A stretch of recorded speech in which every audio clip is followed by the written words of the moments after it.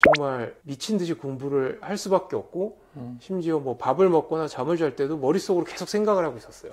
뭐 수학 문제를 생각을 하든 공부를 뭐 오늘은 이 과목을 이렇게 했으니 내일은 이 과목을 몇 시간 공부하고 원래 사람이 스트레스를 많이 받으면 그게 이제 신체로 오잖아요. 막 원형 탈모라든지 공황장애 이런 게 오는데 저는 개인적으로 학교 수업 시간의 중요성을 되게 강조를 하기도 하고 그거를 중학교 때 되게 느꼈거든요. 이 영상을 보는 많은 학생들이 요즘 워낙 학교 수업 시간은 그냥 가서 뭐 쉬거나 자다가 오는 시간이고 학원에서 뭐 선행학습을 하거나 학원 선생님들이 훨씬 더 양질의 수업을 한다고 생각하는 학생들이 되게 많은데 초등학교 딱 한 2, 3학년 그 무렵에 지금 생각해보면 가는데 한 4명이서 팀을 짜서 그 당시에 이제 동화 작가가 선생님이셨는데 그분이 와서 이제 매일 일주일에 한 번 수업을 하는데 이제 저희 어머니가 이제 고등학교 수학 선생님이셨기 때문에 그런 걸 아셨던 거죠. 그러니까 어렸을 때는 괜히 뭐 선행학습을 해서 뭐 초등학생이 막 뭐 소위 말하는 뭐 사인, 코사인이나 미분, 적분 이런 거 할 필요 하나도 없고 서준섭 원장님과 이야기 나누고 있습니다.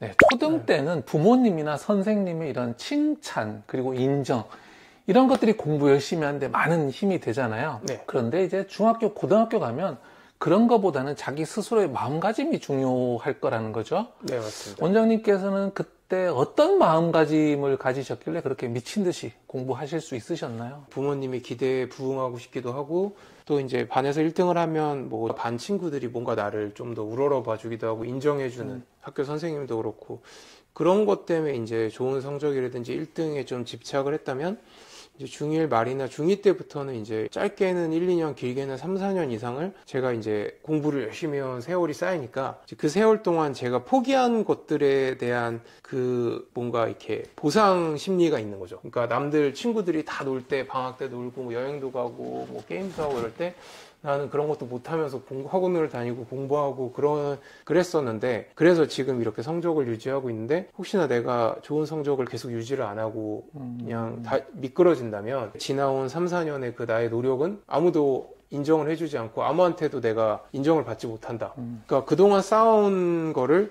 내가 어떻게든 보상을 받으려면 아니면 나의 노력이 다른 사람들한테 인정을 받으려면 내 스스로도 납득이 되려면 중학교 때도 고등학교 때도 좋은 성적을 받아서 영재고 같은 특목고나 좋은 대학을 가야 된다라는 생각이 저로 하여금 이제 공부 너무 어렵고 1등하기가 만만치 않은데라는 생각이 들 때마다 저를 채찍질을 해줬던 것 같습니다. 요즘 학생들은 뭐 중학생 때도 뭐 딱 뭐 직업적으로 나는 좋은 뭐 의사라는 직업을 가서 뭐 안정적으로 돈을 많이 벌고 싶어. 아니면 뭐 컴퓨터공학과를 가서 뭐 구글이나 뭐 애플 이런 데 취직을 하고 싶어. 뭐 이런 생각을 가진 학생들도 있다고 들었고 제가 상담을 해준 적도 있는데 뭐 저희 때는 그런 조숙한 학생들이 적기도 했고 저는 또 특히나 그렇게 조숙이랑 거리가 먼 쪽이어서 뭐 어느 대학을 가서 내가 뭐 취직을 잘하고 어떤 직업을 가져야 해서 뭘 해야지 이런 생각보다는 저는 뭐 초등학교 1학년 때부터 공부를 열심히 했었으니까 벌써 한 중1 되면 5, 6년 이상의 세월 동안 내가 놀고 싶은 거 못 놀고 자고 싶은 거 못 자고 남들 친구들 다 놀고 막 뛰어다니고 게임하고 이럴 때 참아왔던 세월이 아까워서라도 나는 공부를 계속 잘해서 특목고나 서울대를 가야 돼 라는 생각을 했던 것 같아요. 네. 그동안 해온 게 아까워서 마저 결실을 맺을 때까지는 해야 되겠다는 해야겠다. 생각을 네, 뭐라도 나의 노력을 왜냐하면 안 그러면 그 나의 노력은 말 그대로 헛수고가 돼버린다고 그 당시에는 그렇게 생각을 했었던 것 같습니다. 네. 서울과학고와 의대 재학 시절 때보다 중1 때 공부가 제일 힘드셨다고 하셨어요. 네. 어떤 점에서 그러셨습니까? 물론 뭐 이거는 사람마다 다를 수도 있지만 어떤 공부의 레벨이 제가 느끼기에는 초등학교 6학년에서 중1이 가면서 과목들도 너무 많아지고 그리고 이제 시험의 어떤 범위나 깊이가 훨씬 더 갑자기 점프를 한 느낌이었어요. 비유하자면 초등학교 시험이 예를 들어서 뭐 100이라면 중학교 시험은 거의 한 2, 300 같은 느낌. 제가 느끼기에는. 그리고 또 마침 또 중1 때부터는 본격적으로 대치동 학원에서 미친 듯이 선행학습을 특히 수학 쪽으로는 나가고 있었기 때문에 이미 중1 때 막 고등학교 실력 정석을 막 가르치니까 학교 내신 공부할 때도 범위가 암기할 내용이 너무 많아져서 힘들고 또 학원은 학원대로 갑자기 고등학교 수학을 막 나가버리니까 그것도 제일 어려운 실력 정석을 그러니까 중1 때 어떻게 보면 가장 학업적으로 갑자기 사방이 벽으로 이렇게 둘러싸인 느낌. 그래서 중1, 중2 이럴 시절에 사실 저는 고등학교 과정을 수학이든 영어든 과학이든 다 공부를 했었거든요. 그러니까 남들은 이제 벽을 보통 뭐 고등학교를 가면 느낀다고 하는데, 아니면 고1에서 고2 넘어가거나, 저한테는 고등학교 3년은 이미 고3 때까지의 그런 선행학습뿐만 아니라 심화 과정까지도 저는 사실 중학교 3년간 다 해버린 상태여서 사실은 과학고 때는 오히려 너무 공부도 안 하기도 했지만 편했었고, 이미 공부하는 노하우도 다 알고 있었고. 근데 이제 중학교 1학년 때가 제일 힘들었다는 건, 그동안은 단순히 노력만으로 어느 정도 이제 100점이나 1등이라는 성적이 가능했다면, 초등학교 때까지는, 중학교 때는 이제 본격적으로 공부 노하우를 이제 정립을 해야 되는 시기였어요. 왜냐면 시험 범위가 뭐 한 3, 4과목 됐던 걸로 기억을 하는데, 막 미술, 음악, 막 이런 막 기술, 막 가정, 산업, 막 지금도 기억이 날 정도니까, 막 뭐 교련도 있었던 것 같고, 그런 거를 막 다 샅샅이 다 외우고, 뭐 수학, 영어는 또 선행학습을 또 하고 이래야 되니까, 소위 말해서 시간의 분배도 해야 됐고, 암기를 할 때도 어떻게 해야 빠르게 암기를 잘할 수 있지? 이거를 막 스스로 계속 노하우를, 요즘처럼 뭐 이렇게 유튜브나 SNS가 없던 시절이니 제 스스로 계속 맨땅에 헤딩하면서 방법을 정립을 해야 되니까, 그 모든 게 이제 중1 때 이루어졌죠. 그러니까 정말 미친 듯이 공부를 할 수밖에 없고, 심지어 뭐 밥을 먹거나 잠을 잘 때도 머릿속으로 계속 생각을 하고 있었어요. 뭐 수학 문제를 생각을 하든, 공부를 뭐 오늘은 이 과목을 이렇게 했으니 내일은 이 과목을 몇 시간 공부하고, 원래 사람이 스트레스를 많이 받으면 그게 이제 신체로 오잖아요. 막 원형 탈모라든지 공황장애 이런 게 오는데, 지금도 이제 여기 머리 한가운데, 저는 머리숱이 되게 많은 편인데도 여기 뒤쪽 이쪽 가운데가 이렇게 숱이 좀 적은데, 여기에 원형 탈모가 왔었어요. 중1 때. 한 500원짜리 크기 정도 되는. 그리고 그때는 이제 그게 그건 줄 몰랐는데, 나중에 나이가 들어서 알았죠. 공황장애도 중1 때 왔었고, 그러니까 정신적으로도 되게 힘들었던, 육체적으로도. 그래서 저는 중1 때가 제일 힘들었던 것 같습니다. 그러면 그때 그렇게 힘들게 정말 모든 전력을 다해서 공부하셨는데, 아주 효과적이었던 공부 방법이 있을까요? 제가 맨날 얘기하는 게, 요즘이 공부하기 되게 좋은 시대라고 얘기를 하지만, 어떻게 보면 정보가 너무 많기 때문에 스스로 맨땅에 헤딩할 시간이나 기회를 갖는 학생들이 거의 없죠, 요즘은. 막 학원에서 유명 강사가 이렇게 공부해야 된다, 과목별로 뭐 저같이 선생님 같은 유튜버가 막 얘기를 해주고. 근데 역설적으로 그런 거죠. 뭐 수학이 가장 그런 과목이지만, 모든 과목이 제가 지금 돌이켜 생각을 해보면 정말 막막한데 그냥 계속 맨땅에 헤딩하면서 이 방법도 써봤다가 저 방법도 써봤다가, 그런 시간이 꼭 필요한 것 같아요. 진짜 공부에 고수가 되고 나한테 최적화된 공부법을 찾으려면. 그래서 저는 맨날 뭐라 그러냐면, 공부에 있어서 지름길은 없다. 오히려 가장 시간이 오래 걸리고 가장 가성비가 안 나오는 길 같은 게, 어떻게 보면 지나고 보면 그게 가장 지름길이라고 생각이 됐다. 가장 그게 실력이 늘 수 있는 길인 것 같다라고 얘기를 하고, 제가 뭐 제 책이나 유튜브나 이런 데서 어떤 방법을 한번 해보세요라고 얘기를 하면, 그거를 고지고대로 적용을 하지 말고 그 방법을 한번 본인한테 맞게 수정 변경할 걸 저는 권해드리고, 수정 변경하려면 당연히 맨땅에 헤딩하는 시간이 필요할 수밖에 없다. 그렇게 해야지만 어떤 시험 문제가 나오고 어떤 시험을 보더라도 가장 최적의 공부법을 알 수 있게 되지, 그냥 뭐 저같이 뭐 서울대를 3번 나온 사람이 이렇게 하라 그랬어, 이렇게 해야 돼, 그게 아닌 공부법은 다 뭐 효과적인 공부법이 아니야, 이렇게 생각하는 건 사실 말이 안 됐다 라고 저는 얘기를 해줍니다. 많은 분들이한테 적용을 할 수 있다고 생각되는 팁을 드리면, 저는 개인적으로 학교 수업 시간의 중요성을 되게 강조를 하기도 하고, 그거를 중학교 때 되게 느꼈거든요. 이 영상을 보는 많은 학생들이 요즘 워낙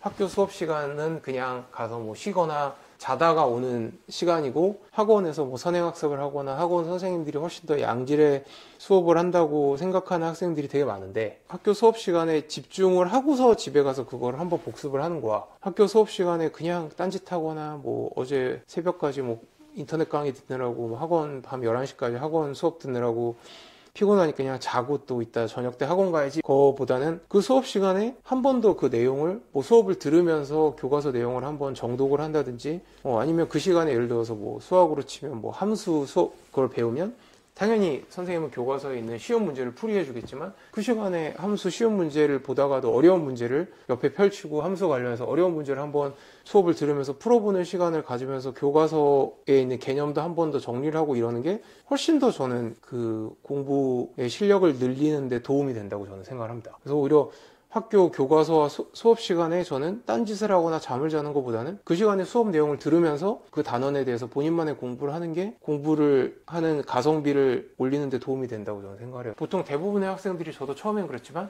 수업 시간에 그냥 막 판서하고 필기 적고 아무 생각 없이 막 그냥 외울 노력 1도 안 하고 이건 나중에 이제 복습할 때 외워야지 막 이랬는데, 이제 한 중2쯤부터는 어땠냐면 심지어 미리 예습을 하고 갔어요. 아침에 8시부터 학교 등교를 하면 집에서 보통 7시에 깨서 막 씻고 그냥 집 앞에 있는 학교니까 가고 이랬는데, 6시에 깨서 1시간 정도는 국사 세계사 그날 나갈 것 같은 범위를 1시간 동안 정독을 하고 가는 거죠. 그러면 수업 시간에 선생님이 막 필기에 판서하고 이러면 저한테는 그게 어떻게 보면 두 번째 2회독이 되면서 복습이 되는 거예요.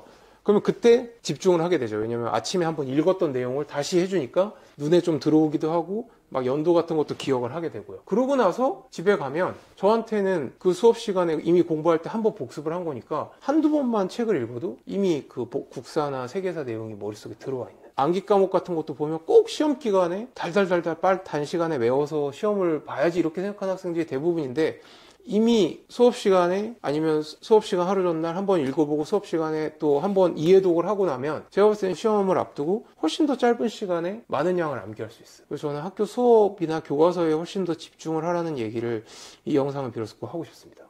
네, 말씀하신 대로 이 공부법을 스스로 부딪혀 보면서 한번 개발해 보셨으면 좋겠습니다. 그러면 실제로 초중고 시절 때 각 과목을 어떻게 공부하셨는지 좀 궁금한데요. 먼저 국어부터 어떤 식으로 공부하셨어요? 우리나라 말은 뭐 선생님도 아시겠지만 어쩔 수 없이 한문에서 온 게 너무 많잖아요. 어려운 단어들도 한자로 이루어져 있는 단어들이 많아서 저는 오히려 초등학교, 제가 이제 다녔던 학교는 좀 사립초등학교였기 때문에 뭐 영어 경시대, 수학 경시대도 봤지만 또 제일 이해 안 갔던 것 중에 하나가 한자 경시대 이런 걸 봤었어요. 그래서 막 지금 생각해보면 그게 천자문이었던 것 같은데, 진짜 천자를 다 초등학교 3학년 안에 그 천자에 대한 시험을 봐서 패스를 해야지 4학년에 진급을 하게 해준다. 네.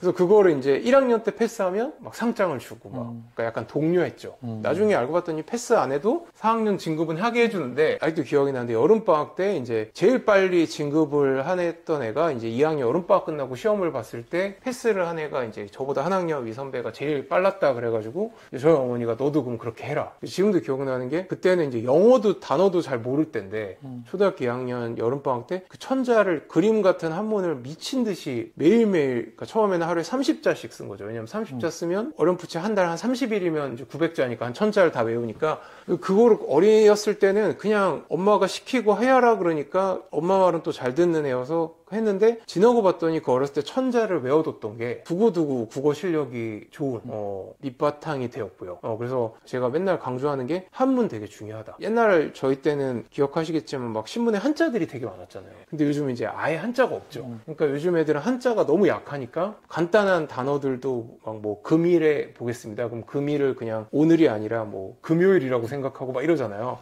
그 한자를 모르니까 그런 일이 벌어지는 건데, 그래서 한자 되게 중요하다고 저는 생각을 하고요. 특히 어렸을 때 알아두면 알아둘수록 우리나라 말 실력이 늘 수밖에 없고, 그리고 또 두 번째로는 초등학교 딱 한 2, 3학년 그 무렵에 가회처럼, 지금 생각해보면 가회인데 한 4명이서 팀을 짜서, 그 당시에 이제 동화 작가가 선생님이셨는데 그분이 와서 이제 매일 일주일에 한 번 수업을 하는데, 이제 시 한 편을 같이 읽고 그 시를 이제 분석해서 감상을 얘기하기, 그 다음에 뭐 소설책, 그러니까 뭐 현대 소설이든 뭐 그런 거, 셰익스피어 4대 비극이라든지, 아니면 그 지금 생각하면 되게 웃긴 게 그 어려운 소설, 뭐 이광수의 무정 이런 책들 있잖아요. 현대 소설, 그런 거를 하나 해서 일주일 동안 읽고 와서 독후감 쓰기. 초등학생한테.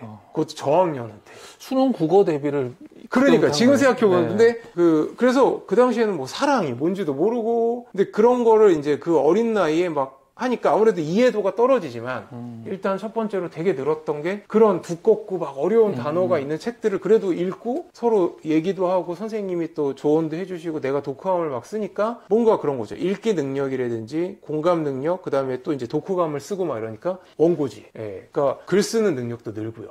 그런 거를 어렸을 때 했던 게, 근데 그렇게 길게 하지도 않았어요. 왜냐면 3학년까지만 하고 못했죠. 왜냐면 이제 4학년 때부터는 본격적으로 이제 뭐 수학이나 영어 공부를 시작을 했었으니까. 근데 저의 국어 실력의 밑바탕은, 그러니까 제가 뭐 국어를 엄청 잘했던 건 아니지만 수학만큼 그래도 계속 뭐 내신 성적이라든지 뭐 수능을 보면 1등급이 나올 정도는 됐었거든요. 읽을 때도 독해 능력도 꽤 있었고 그 어렸을 때 그게 되게 밑받침이 됐던. 그래서 흔히들 막 얘기하잖아요. 어렸을 때 뭐 책 많이 읽은 애가 국어 잘한다. 근데 그런 게 좀 필요하다고 저는 생각을 합니다. 예, 그러니까 요즘은 그러니까 제가 좀 안타깝게 생각하는 게 너무 영어 이런 게 강조되다 보니까 오히려 얘가 국어 실력이 없는데, 그러니까 국어 실력이 없다는 게 뭐 아는 단어도 많지 않고 한문 능력도 없고 심지어 글 쓰거나 이렇게 말로 하는 능력도 떨어지는데 영어부터 배우면 사실은 제가 맨날 얘기하는 게 영어뿐만 아니라 수학이나 과학도 어떻게 보면 국어 실력이 있어야, 왜냐하면 우리가 다 그런 거를 국어로 배우잖아요. 한글로 써져 있는 거 책으로 수학을 공부하고 과학을 공부하는데,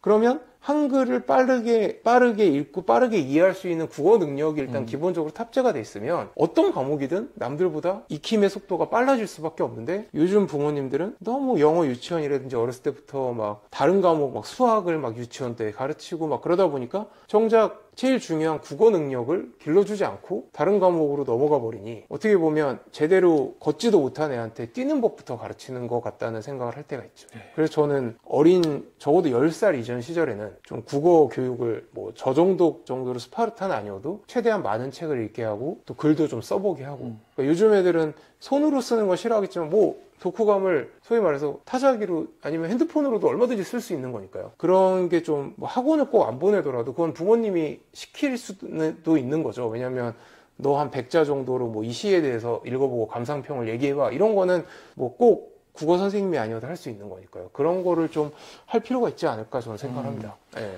그러면 수학은 어떻게 공부하셨습니까? 저는 초등학교 5, 6학년 때 대치동 학원에 가면서 본격적으로 정말 요즘 얘기하는 어려운 수학 문제나 뭐 수능 같은 그런 문제들을 이제 접하기 시작을 했었고, 사실은 초등학교 4학년 때까지는 그냥 그 해 교과서에 나오는 수학 문제 열심히 풀고 딱히 부족함이 없었어요. 근데 지금 생각해보면 왜 그래도 부족함이 없었나 싶으면 저희 어머니가 이제 고등학교 수학 선생님이셨기 때문에 이제 저희 어머니가 이제 좀 그런 걸 아셨던 거죠. 그러니까 어렸을 때는 괜히 뭐 선행학습을 해서 뭐 초등학생이 막 뭐 소위 말하는 뭐 사인, 코사인이나 미분적분 이런 거 할 필요 하나도 없고 계산 능력을, 그러니까 수와 친해지게 만드는 게 제일 좋다. 그러니까 계산 능력이라는 게 그런 겁니다. 그러니까 뭐 꼭 암산학원에 다니지 않더라도 막 뭐 두 자릿수 곱하기 두 자릿수, 아니 뭐 세 자릿수 곱하기 세 자릿수 이런 거를 손으로 이렇게 쓰더라도 그냥 한 번 계산할 때 정확하게 정답이 나올 수 있게 하는, 그러니까 숫자랑 좀 친해져서 그런 능력을 적어도 저는 10살 이전에 초등학교 한 3학년 때까지는 오히려 그런 능력을 기르게 하는 게 이 애가 수학을 잘하게 되는데 되게 밑바탕이, 아까 얘기했듯이 한문을 많이 알면 국어를 할 때 훨씬 더 빠르게 익힐 수 있는 것처럼 어려운 문제를 풀기 이전에 계산 능력이, 계산하는 속도나 정확도가 되게 다른 또래 애들보다 빠르고 정확하다면 그 다음에는 어려운 심화 과정을 익히는데 훨씬 더 빠르게 익힐 수 있는 준비가 되어 있다고 저는 생각을 해요. 선행학습은 거의 하진 않았지만 계산 능력만큼은 누구보다도 빠르게 정확하게 할 수 있는, 왜냐면 아무리 어려운 문제를 어려운 사고 과정으로 풀어도 어쩔 수 없이 수능도 그렇고 내신도 다 객관식이 대부분이기 때문에 답이 틀리면 우리는 틀릴 수밖에 없잖아요. 막 서술형 수학 문제라는 건 사실 경시대의 문제밖에 없기 때문에. 그래서 사실은 계산 능력을 어느 정도는 초등학교 특히 저학년 때는 기르는 게 중요하고, 그게 밑받침이 돼야 그 다음에 이제 정말 소위 말하는 생각하거나 아이디어로 푸는 수학적 사고력이 필요한 문제들도 빠르게 적응을 할 수 있다라고 저는 생각을 합니다. 그러면 영어는 어떻게 공부하셨습니까? 저는 맨날 얘기하는 게 우리나라 영어 교육과정은 투부정사가 어쩌고 저쩌고 뭐 현재 완료가 어쩌고 저쩌고 막 문법을 하도 막 강조를 하잖아요. 저는 다 필요 없다고 생각합니다. 일단 단어를 제일 많이 아는 게 제일 중요해요. 네. 그러니까 내가 영어의 기본이 하나도 안 됐어요. 알파벳만 압니다 이러면 저는 뭐부터 가르쳤냐면 과외할 때도 그냥 영어, 그러니까 수능 영어 뭐 나오는 1000단어 뭐 이런 게 있다면, 수능 영어라는 게 아무리 뭐 어려워도 거기에 나오는 단어 기껏해야 뭐 1000단어, 더 나가면 1500개, 그것만 일단 외우기 시켰어요. 그러면 문법 이런 거 하나도 몰라도, 주어, 서술어, 목적 이런 개념 하나도 몰라도 수능 영어 문제 중에 그래도 한 3등급 정도까지는 맞출 수 있습니다. 단어만 알면 대충 무슨 내용인지 알거든요. 네. 그러고 나서 그 다음에 문법이라든지 디테일하게 이제 그런 걸 들어가는 게 중요해서, 저는 괜히 문법부터 가르쳐서 영어에 대해서 어려움을 막 느끼게 하고 소위 말해서 영어도 이제 막 포기하게 하는 것보다는, 저는 제가 학부모를 하면 그냥 영어 단어를 일단은 뭐 수능에서 쓰는 단어 중에 좀 쉬운 단어 500단어를 다 외웠다. 그럼 그 다음에 또 이제 좀 중간 난이도의 500단어 외우게 하고. 사실 수능에서 쓰는 영어 단어 제가 기억하기로 한 1500단어 정도면 수능에서 쓰는 영어 단어 다 끝납니다. 예, 되게 많은 단어를 쓸 것 같은데 사실 그렇게 많지 않거든요. 예, 그래서 단어만 미친 듯이 외우게 할 것 같아요. 그게 저는 제일 시작이고, 그러고 나서 이제 단어를 다 알면 그 다음에 이제 문법적인 거를 조금씩, 그것도 막 문법을 저희 때 배웠던 것처럼 요즘도 그런 강의를 하는 학원들이 있는 걸로 저는 아는데, 이제 막 강의를 하다 보니까 들었는데 막 뭐 투부정사의 뭐 용법이 뭐 목적, 원인, 결과, 이유 뭐 네 가지가 있고 이렇게 하는 게 아니라 그냥 독해 구문에서 투부정사가 이렇게 쓰이고 그러니까 해석을 이렇게 해주면 된다, 이런 식으로만 배우는 게 어떻게 보면 가장 빨리 영어 실력을 늘릴 수 있고 가장 빨리 수능 영어 1등급을 받을 수 있는 길이 아닌가 싶습니다. 네. 그러면 마지막으로 사회과학은 어떻게 공부하셨어요? 사회과학은 사실 역설적으로 보면 국어, 영어, 수학을 잘하게 되면 사회과학은 못하기가 쉽지가 않아요. 왜냐하면 과학은 사실 수학의 기본에서 수학의 논리적 사고력보다 오히려 조금 더 쉬운 내용들을 계속 다루고 있고요. 거기에 약간의 암기가 들어가는 거고, 사회 과목들은 어떻게 보면 암기와 그 다음에 독해 능력이 들어가거든요. 근데 그 독해 능력은 국어와 영어를 잘하다 보면 자연스럽게 길러지는. 그래서 사실 과학탐구, 사회탐구를 맨날 물어보는데, 과학탐구는 국어와 수학이 합쳐진 과목 같다는 생각을 공부하면 공부할수록 받게 되고, 그 다음에 사회탐구는 국어와 영어가 합쳐진 것 같다는 느낌. 거기에 이제 암기가 다 끼죠. 어쩔 수 없이. 왜냐하면 역사적 사실은 연도라든지 사건들을 외워야 되고, 또 과학도 뭐 화학이라든지 뭐 원소기호나 아니면 뭐 생물이라든지 이런 것도 암기가 들어가니까. 근데 암기하는 능력은 이제 뭐 여러 가지 방법이 있어요. 암기만 잘 되면 그 다음에 문제를 푸는 어떤 논리적인 사고 능력이나 추론 방식들은 이미 여러분이 수학 문제나 국어 문제나 영어 문제를 푸는 추론 방식보다가 비슷하거나 오히려 난이도가 떨어지는 추론 방식, 대부분 문제가 풀리거든요. 국영수가 맨날 중요하다고 하는 게, 국어, 영어와 수학을 잘하면 뭐 우리가 쉽게 얘기하는 사회탐구, 과학탐구에도 한 뭐 10개 정도 되는 과목들이 있잖아요. 뭐 물리, 화학, 지구과학, 생물, 뭐 국사, 세계사, 한국지리 뭐 짜자장 있는데 그 과목들을 못하려 못할 수가 없죠. 네, 그래서 사실 국어, 영어, 수학이 그걸 잘하게 돼서 공부하는 방식에 익숙해지면 과학이나 사회는 그 방식을 그냥 그대로 도입하면 잘할 수밖에 없는 과목들이라서 그렇다고 저는 생각을 합니다. 오늘 5과목 공부법까지 알아봤는데요. 우리 아이에게 한번 잘 적용해 보시면 큰 도움이 될 것 같습니다. 네, 오늘은 서준섭 원장님과 공부 이야기 나눠봤습니다. 감사합니다. 예, 수고하셨습니다. 예.